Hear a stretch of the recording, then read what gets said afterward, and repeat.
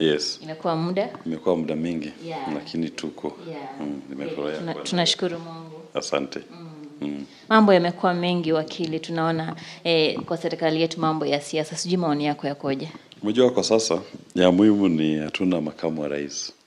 Kwa sababu vile wamejaribu kutegua Gachagua kutoka kwa kiti na kumweka Kindiki. Hiyo bado mahakama imesimamisha, haijaendelea. Na wengine wanafikiria pengine Kindiki atakula kiapo hii wiki. Lakini mambo bado. Na ya muhimu ni kwamba leo utaona kama koti ya rufaa inaenda kusikiza ombi la Gachagua na mawakili wake. Kama kuteuliwa kwa hao majaji wa kusikiza hiyo kesi ilifanywa kwa njia ambayo ilifuata sheria. Kwa sababu waliteuliwa na msaidizi wa jaji mkuu. Na katika sheria wamekuwa wakisema kwamba ni jaji mkuu mwenyewe, Chief Justice, ndiye anaweza chagua wale ambao wanasikiza kesi kama hii, to constitute a bench. Na mbeleni kulikuwa na kesi wakati wa mama ambao walienda kotini kusema kwamba bunge haijafika ile namba ambayo inatakikana ya wanawake. Na msaidizi wa jaji mkuu aliweza kuconstitute bench tu kama hii ya Gachagua. Na wakaenda kwa koti ya rufaa. Na wakati wameenda huko juu, koti ya rufaa ilisema kwamba hii kesi ambayo hii bench ambayo iliwekwa na msaidizi wa jaji mkuu hawezi sikizwa mpaka appeal isikizwe. Na wakapata stay. Hiyo kesi tangu 2021 mpaka wa leo haijasikizwa. Sasa leo ni bunge ndio inataka koti ambayo imeteuliwa na msaidizi wa jaji mkuu isikize kesi yao. The shoe is on the other foot. Sasa hao pia wamepatikana. Na hili ni kitu ambayo itaweka mahakama kwa sehemu ya tata sana. Kwa sababu kama ile walisimamisha kuendelea kwa kesi na High Court ili wapate nafasi ya kuangalia kama msaidizi wa jaji mkuu anaweza teua majaji kusikiza kesi. Basi hata hapa kwa Gachagua pia ni hivyo hivyo. Inawezekanaje msaidizi wa jaji mkuu ateue bench ambayo inasikiza kesi dhidi ya Gachagua? Na pia tunaangalia kama kesi inafuatilia zile rules ambazo zimepewa mbeleni, basi hata hii ya Gachagua pia wasimamishe, hii mambo isikizwe kwa appeal, ndio mambo yaendelee. Sasa vile wanawake waliteseka kukosa kupata representation vile inatakikana kwa katiba, pia hata hii ya Kindiki wangoje kidogo. Labda wakili, tukiongelea jaji mkuu, watu wamekuwa nasema kwamba labda jaji mkuu anajaribu kukwepa hii kesi, ndio maana ameacha naibu wake. Hiyo inaweza kuwa kwamba pengine anakwepa hii kesi, hataki mkono wake uonekane.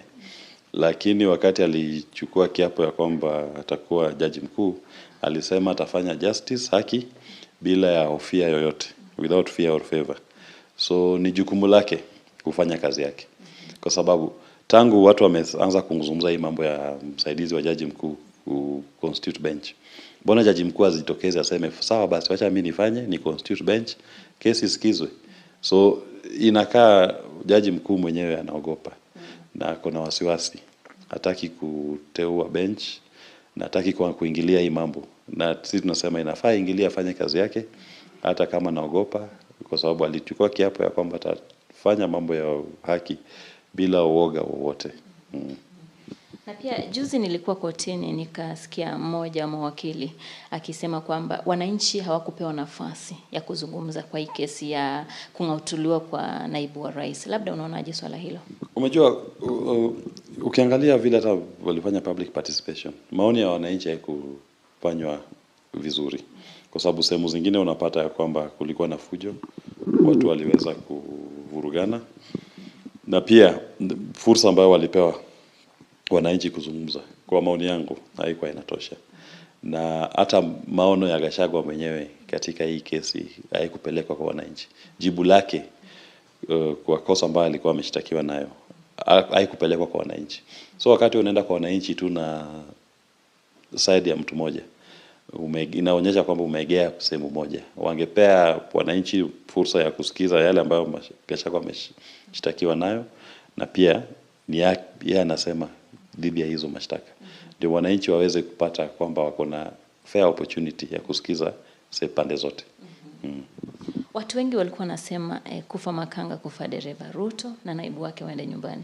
Maoni yako ni yapi? Kufa makanga, kufa dereva. Nayo. Wote waende. Kwa sababu shida ambayo tuko nayo hapa nchini si Gachagua.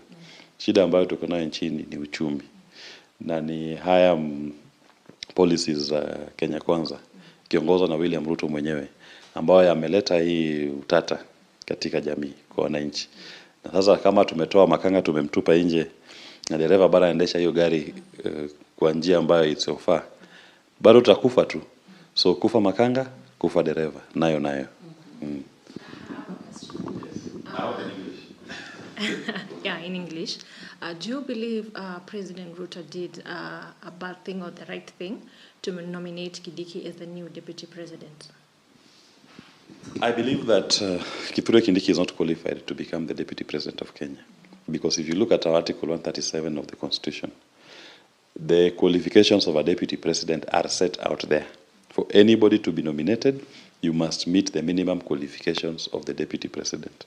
And also included are the disqualifications.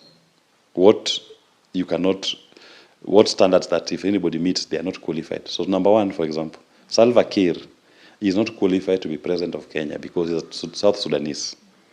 Because the Article 137 says you must be a Kenyan citizen, you must be a registered voter, you must have minimum education qualifications, university degree.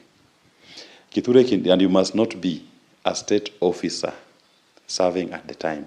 Kindiki was a CS or is a CS of Interior. As at this time, he ought to have resigned 6 months before his nomination. He did not resign.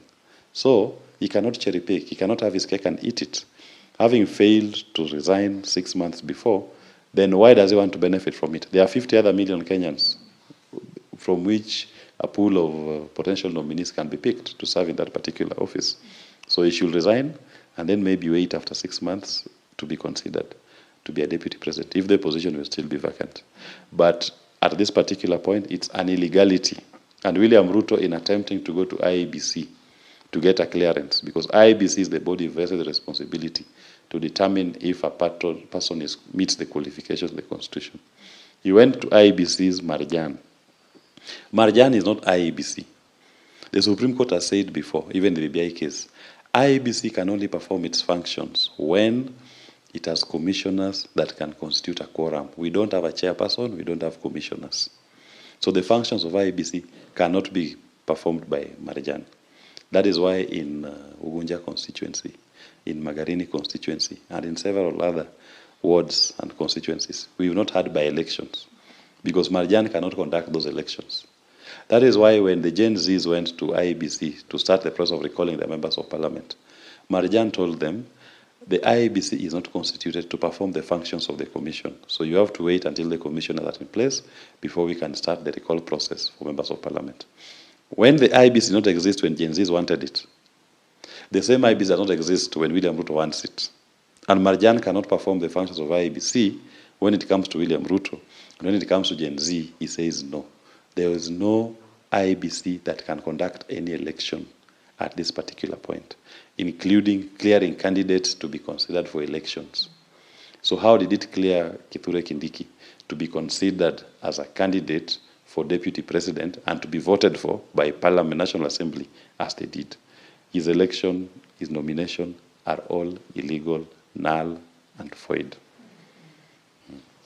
Maybe if Gachagua fails today, who do you believe is suitable for that space? You know, if Gachagua fails today, number one, Gachagua should be happy that he's now been excused from the failures of Kenya Kwanza. Maybe in future, we will not be saying that Gachagua was part of the people who caused us pain. We will forgive him. But the only person suitable to become deputy president so far is Willis Otieno, the running mate to Jimmy Wanjigi. Team Jimmy Willie, Safi Sana, na Wanjigi. That is what we believe in, because we believe that the problem of this nation today is the economy.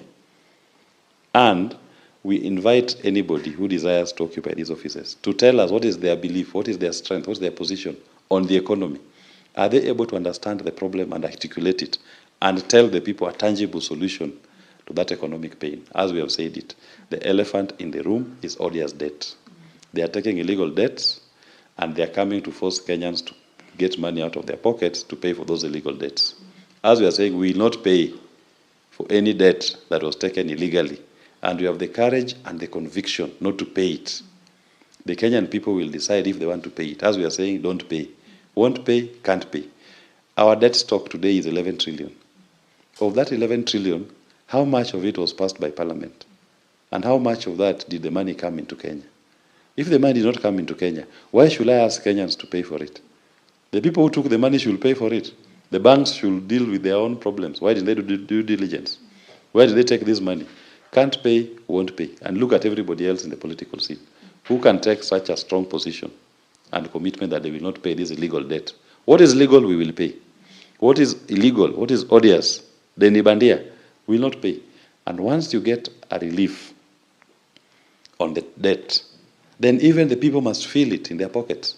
Because now I will not have the appetite to collect more taxes from your pockets. I will not have the appetite to increase taxes, charges, and levies. Fuel should come down to 8% VAT, not 16% as it is today. We should not be raising pay as you earn at 35% or 32% or 30% for some people. We should give people the relief that comes with not paying the illegal, odious debt that William Ruto has been taking. There is this rumor that Weta is next. He's the one to be impeached next. What do you think? Those Kenya Kwanzas, they're eating each other, we celebrate. We'll be ready with our popcorns. If Weta, because what has Weta served? You don't see him serving the people of Kenya in that particular office. Everything he does it to the service of William Ruto. If he decides to eat him for breakfast, we'll take our seats and enjoy the show. Still on the motion, kufa Makanga, kufa dereva. Makanga asha kufa already, tumebaki na dereva. Maybe where do you see Kenya? Maybe Ruto amebakisha 3 years. Where do you see Kenya in the coming 3 years? It's going to be tough. It's going to be a very tough next few years. I am not sure whether Kenyans will have the patience to wait for another 3 years. Because the last 2 years have been almost like hell on earth. So if you think that another 3 years is remaining, it's going to be tough. And the resilience of the people of Kenya is going to be tested. And if Kenya Kwanza does not change the trajectory of this economy, you will see people going back to the streets like they've done before. And next time, if people go back to the streets, I'm telling you there'll be a revolution in this country. Because this pain is too much. It is causing people to lose their lives, people are losing opportunities, and people are wasting their productive years. Because if you are between age 24 to age 45, and these are your most productive years, you are not able to engage in active production. When will you ever even have social security in retirement? You are wasted years. So it means your entire life has been wasted. So the next 3 years is going to be a very tough period because William Ruto has already promised he wants to raise tax like they charge in Japan. So he wants to raise the Japanese tax, but not provide the Japanese services to the people of Kenya. These Kenyans don't have money in their pockets. What will they do? Just like when they brought the finance bill 2024, the people went to parliament, 90% said no. In fact, 100% said no, don't increase. They increased. People went to the streets. And I think they are going to bring another finance bill in January 2025. That will be the test if the people of Kenya are angry enough to come out, or they will allow William Ruto to do whatever he wants to do. Wakili, why do you think what the government is talking about is not being felt on the ground, especially on the promises they are saying they have delivered? A talk of stabilizing the economy, unga prices, they are saying, like, it's not the way they found this government. So why do you think all this is not being felt on the ground? You know, when you talk about unga prices, for example, you must understand what they've done. They've simply reduced the circulation of money in the economy. So even if the price of unga has come down to 100 bob, you don't have that 100 bob. You can't access it. It's still hard to come by. So that is what they've done. So they've not reduced anything. They've mopped up, they've borrowed at high rates, and they've taking up all the money that's circulating in the economy. People cannot access the money. So if you want to know an economy is stable, you only test it in the pockets of the people. People don't have money. People are struggling to get even 100 Kenya shillings per day. That is the problem. So don't tell us about semantics, don't show us graphs. Just ask us, do we have money in our pockets? If the answer is no, then the economy is not stable. If we have jobs, do we have jobs? You saw people queuing, over 10,000 Kenyans queuing for 3,000 jobs in Qatar. They are not even told what job they are going to do, but they are queuing. People are desperate to leave this country to go and look for jobs outside. Not because they want to go to, but just because there are no opportunities here. Many of our people are qualified from colleges, universities, tertiary institutions, are not able to get jobs that are commensurate with their qualifications. That is a problem. Maybe the last question. What's your take on the presidential term increase to 7 years? It is nonsense to increase the term of a president to 7 years. Kenyans want service. Kenyans don't want a lord over them. We are not looking for a king to lead us. And that thing will be rejected at the referendum. If members of parliament think they can pass it, we invite them to bring it to the referendum because it must go to a referendum. We hope they pass it in parliament and bring that bill to the people. It will be flawed early in the morning. In fact, they will lose that badly. We've been waiting for an opportunity to have a referendum so that we can show Kenya Kwanza where the true feelings of the people of Kenya are today. Thank you. Thank you, Wakili, for your time.